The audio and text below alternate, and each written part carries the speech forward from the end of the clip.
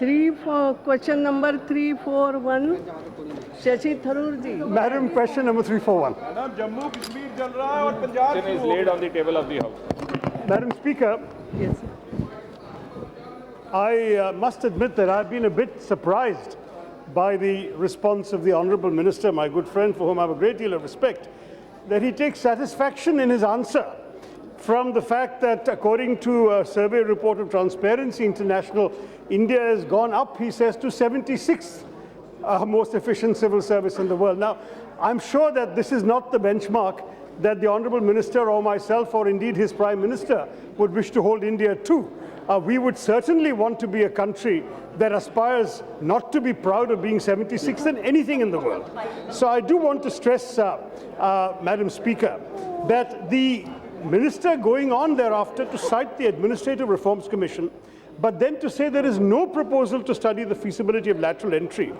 When you look at the international benchmarks that are available, when you see what other countries' governments do in terms of ensuring that they not only bring in fresh blood into the government at various levels, including some very high levels, but they also renew the competence, the spirit of the hardworking bureaucrats. And I'm not criticizing the quality of our bureaucrats, but the big enemy of bureaucracy is complacency. We know that. We need them to be able to rejuvenate themselves through working even in the private sector. And therefore, I would ask the Minister, instead of saying blandly there is no proposal, I'm making the proposal in Parliament. Can you please, I request you to constitute a committee to look at the best practices in other countries' civil services and see why we can't be the best, rather than the Minister being satisfied with being number 76. Thank you, Madam Speaker. Speaker, ma'am, Honourable Member is a scholar in his own right, a very erudite and well-read person, and I can hardly disagree with any of the points raised by him. Having said that, just to put the record straight, never and nowhere in the answer it was mentioned that we are satisfied with number 76. The question is, why not number 1? And therefore, this is no way reflection of satisfaction.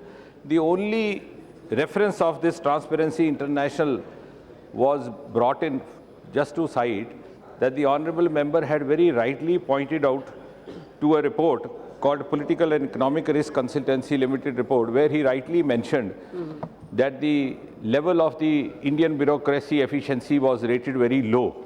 Yeah. When we try to study this report, of course this report is a very recent one. It was conducted by a private agency on a limited survey of about 600 sample, out of whom just about 500 or 600 were from India. The idea was to just to bring to the notice of the Honourable Member and the other members that we are always open to receive inputs, but there are a number of other reports as well. Some of them may be a little more credible, like Transparency International, which on the other hand says that in 2 years we have jumped 14 ranks. On the other hand, we have World Bank report which says we have jumped 20 ranks from 140 in 2014 to 130 in 2012. Now, I am not saying that two wrongs make one right or that we should not jump to number 1. What I am just trying to humbly state is that there has been a progressive improvement even in the statistical ranking if we go by the different reports. That does not also mean that we should lose cognizance of the report which has been cited by the Honourable Member. I also agree with the Honourable Member that we can follow the best practices, but for that we should also have a political consensus. And across the party lines, I think every one of us agrees that we should contribute our bit to improved governance. The Honourable Prime Minister, soon after the formation of the government, gave us the mantra of maximum governance.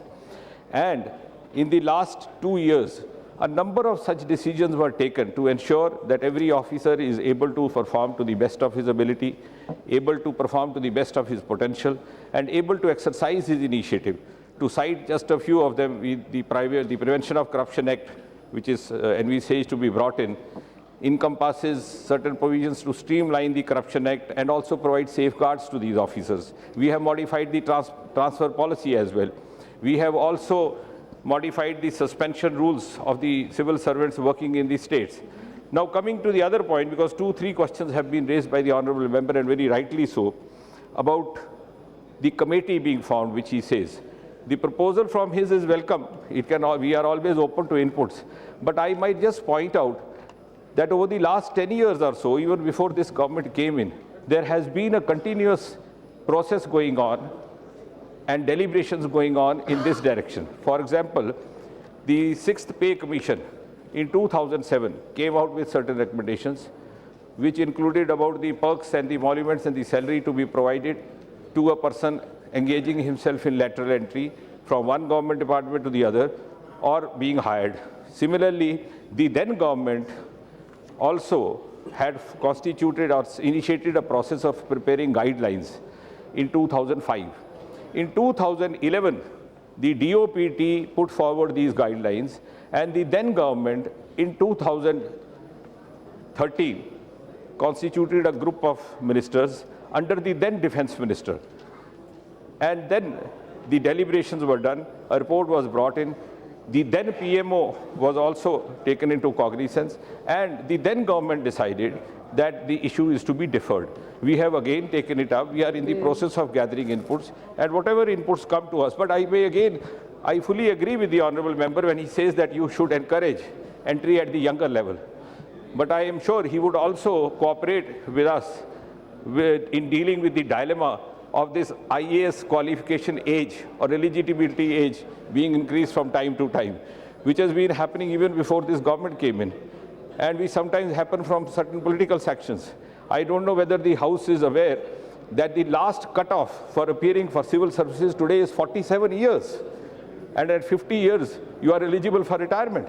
And it has happened from time to time. Yes. On certain considerations which are extraneous to the merit of the issue as such. So if all of us evolve a consensus and go back to the criteria laid down by the IAS, which was inherited from the ICS, where we had entry only 27 or 28 years maximum, I think the issue would be addressed, which is being referred to by the honourable member. Thank you.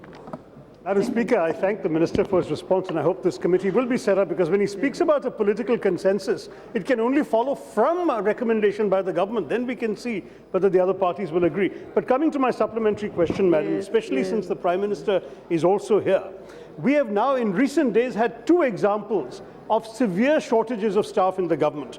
My committee, the Standing Committee on External Affairs, has identified the IFS cadre as one of the smallest in the world for one of the biggest countries. 140 posts out of just 912 are lying vacant in the Ministry of External Affairs. Yesterday, Madam Speaker, you remember the Minister of Culture stood up here and confessed that of his 15,000 sanctioned posts, only 10,000 are filled. He has 5,000 vacancies. So my question to the Prime Minister and to the Honourable Minister in the Prime Minister's office is, he has mentioned there is an Administrative Reforms Commission. But if he has read the report of the last Administrative Reforms Commission, I have it with me, it says the Commission is of the view that lateral entry should be done even up to the level of additional secretary, which is a leadership position from which one can aspire to reach the Secretary of Government. So the Administrative Reforms Commission has also recommended lateral entry. Various standing committees have done so. The idea is bring in blood from the private sector, the academic sector, the NGO sector, the universities. Let us have people who will inject new life into our bureaucracy, and we will get better results. We won't have to worry about being 76th. But the important point is, at least as a mechanism for filling vacancies in this government, which has the highest record of vacancies across all ministries and across the judiciary, can you please consider lateral entry? Thank you, Madam Speaker. Madam Speaker, I think part of what has been raised by Honourable Member has already been actually answered by him, and there is no conflict of opinion as far as that is concerned. He is right that in certain filling up of certain senior posts, you have sometimes constraints. But I think that goes back to the earlier question, because you don't have entries in a sufficient number at the lower level. And you would agree, because the honourable member is better informed on the issue than me, that as in the hierarchy you proceed, it's like a pyramid. So by the time you become an additional secretary or a secretary, you are hardly having 1 year or 6 months of posting left. There are certain posts which require a minimum tenure of 2 years. That is why the Government of India has certain posts, like for example the post of Home Secretary, Defence Secretary, Foreign Secretary, Cabinet Secretary, who have a 2-year term. Now this constraint can be addressed at the fundamental level, and that is why I referred to the consensus on this issue, because otherwise we would keep having, because there is a certain mechanism in level.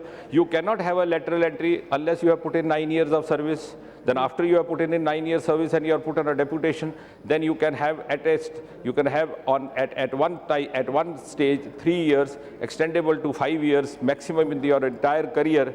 And then again you have a cooling off period for 3 years. Now cooling off period for 3 years for a person who just has 2 years left for retirement becomes a constraint. So these are certain fundamental issues. That is why I agree with him. The Administrative Reforms Committee suggested, and we agreed, that as far as the additional secretary is concerned, the cooling off would be just 1 year. Because he wouldn't have left much of that. Maybe he may not be left with even 1 year. So it requires to be addressed at the fundamental level. And I'm sure all of us together would sort out this. Thank you. And as far as the recruitment is concerned, certainly about 1,742 recruitments had been made in the last 1 year. The process of recruitment has certainly increased. We have now a mechanism which is much more expeditious. And we have also tried to bring in transparency, try to bring in ease.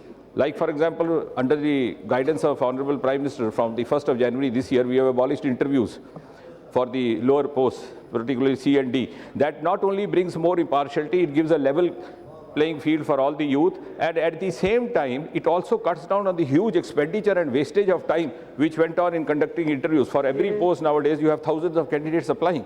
So this is just one example. We are already moving in that direction. Okay. Kirit Somaiya जी। अध्यक्ष महोदय, वैसे बहुत आज